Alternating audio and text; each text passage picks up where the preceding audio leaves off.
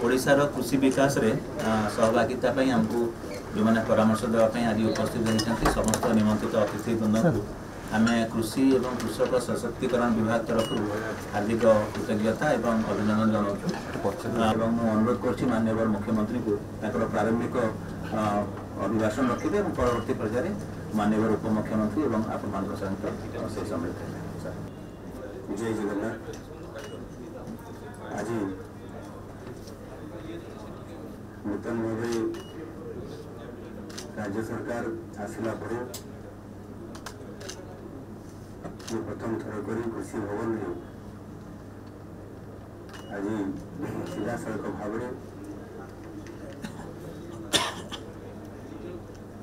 चाषी मान सहित एवं चाष विषय अभिज्ञता था चाषी विशेषज्ञों सहित ये गोटे कृषि उपरे किभली भाव में कृषि अग्रगति हे से बाबद गोटे जो आलोचना चक्र अच्छी आज ये उपस्थित आमर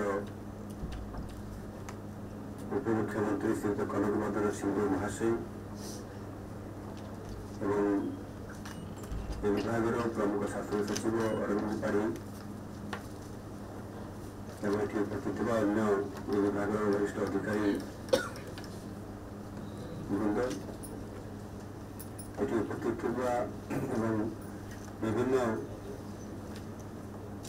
अंचल आसी समस्त चाष परामर्श देवाई प्रस्ताव रखापी मोर समस्त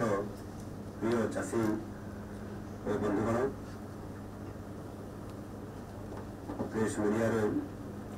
समस्त सामाजिक बंधुगण आपको समस्त को नवा सरकार प्रथम बैठक में शुभेच्छा अभिनंदन जनाऊँ। कृषि और कृषक गोटे मुद्दार दुईट पार्श्व कृषि आम ओडिशार जीवन रेखा और आम आत्मा आम ओडिया पानी पवन और परंपरा को रुधिबंत कर आसिथिबा विश्वस्त संबल ही कृषि यह आम चलनीय विकास मेरुदंड आम जीवन पर कृषि जपरी जरूरी कृषकटे निज गोड़े सड़क हो छिड़ा से जरूरी आम कृषि संस्कार और प्रगति कथा चिंता कला बेले गोटे कृषक हृदय स्वर को भी आंतरिकता सहित शुणा जरूरी अटे। कृषक मैंने दिन राति एक कर निज रक्त और झाड़ को बोरी आम मुहरे हस फुटाऊँ पुराण जपरी महान ऋषि गांधीजी जगत कल्याण पाई निज अस्थिदान करदे ठीक से भाई कृषक मैंने निज आत्मा को दान कर देश तथा राज्यर विकास में सारथी साधुंट से अवदान को कौन से अर्थ कि पुरस्कार मापकाठी आम तोली पारिबा ना उभय कृषि और कृषक आम माटीर महक आम जातिर नंदीघोष आम ओडिया अस्मितार गौरव गाथा तेणु आमको उभयंकर उन्नति चिंता करिबार समय एवं उपनीत भारतर यशस्वी प्रधानमंत्री माननीय नरेंद्र मोदी जी कृषि और कृषकों सर्वांगीन विकास पीएम किसान और प्रधानमंत्री कृषि सिंचाई योजना समेत अनेक जनकल्याणकारी योजना लागू कर आम खुशी और गर्वर विषय अटे। ओडिशा डबल इंजिन सरकार जनसाधारण को प्रतिश्रुति मुताबक कृषि समृद्धि और कृषि विकास क्षेत्र को विकसित कराइबारे लक्ष्य रखिंट पुरातन और नूतन वैज्ञानिक पद्धतिर मिलित प्रयास रे कृषि सामग्रिक उन्नयन आमर लक्ष्य अटे। तेणु एथिपाई प्रत्येक अंशीदार व्यक्तिविशेष अधिकारी और साधारण कृषक सहभागिता माध्यम यहाँ हासिल करेंगे बोली मोर आशा तथा विश्वास। आम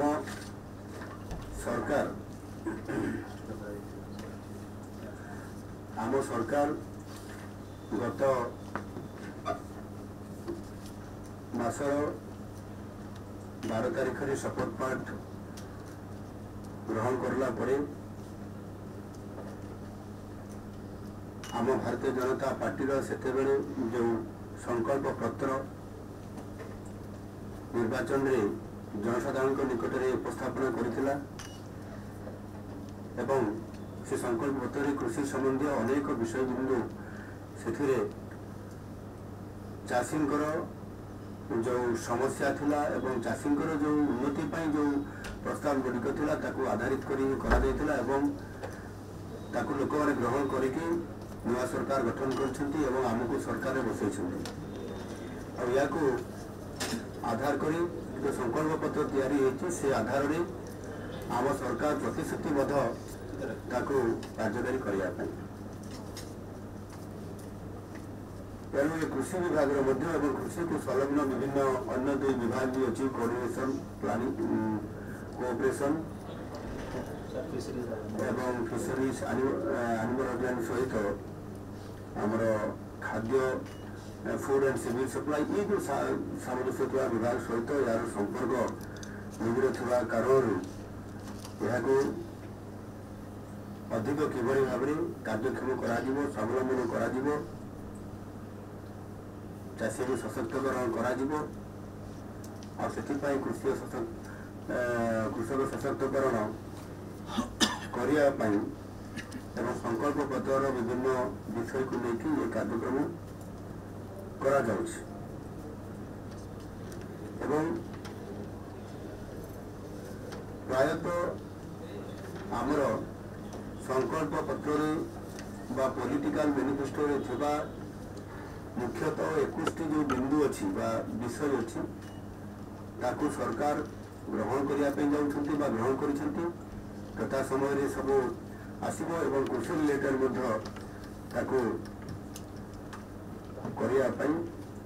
सरकार तांकर कार्यक्रम आपंकर